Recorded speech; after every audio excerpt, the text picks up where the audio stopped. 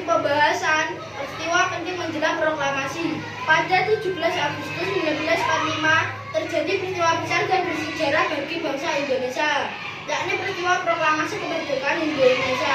Sejak saat itu, Indonesia menyatakan kemerdekaan dan terbebas dari penjajah.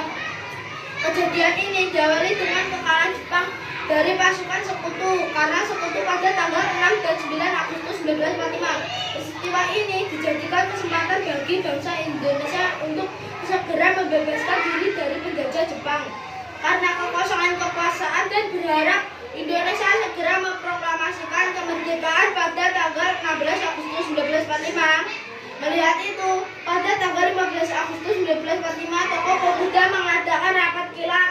Hasilnya kemerdekaan merupakan hak bangsa Indonesia yang tidak digantungkan kepada bangsa lain, sehingga mereka mengutus Darwin dan Wikana untuk menghadap Bung Karno dan Bung Hatta. Namun permintaan itu ditolak.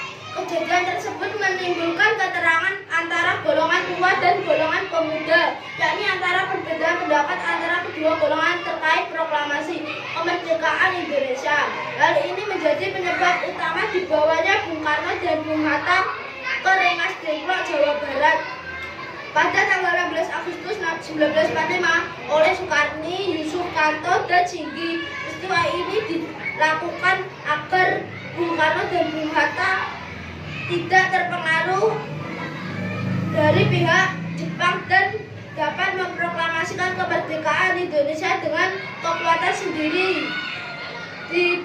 Diculung yang terjadi antara golongan muda dan diwakili Wikano, golongan tua yang diwakili Ahmad Subarjo mencapai kata sepakat bahwa proklamasi kemerdekaan akan dilaksanakan pada tanggal 17 Agustus 1945.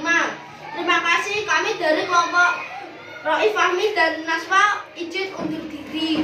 Assalamualaikum warahmatullahi wabarakatuh. Kami dari anggota kelompok Naswa, Roif, dan Fahmi. Cerita tentang Indonesiaku. Topik pembahasan peristiwa penting menjelang proklamasi.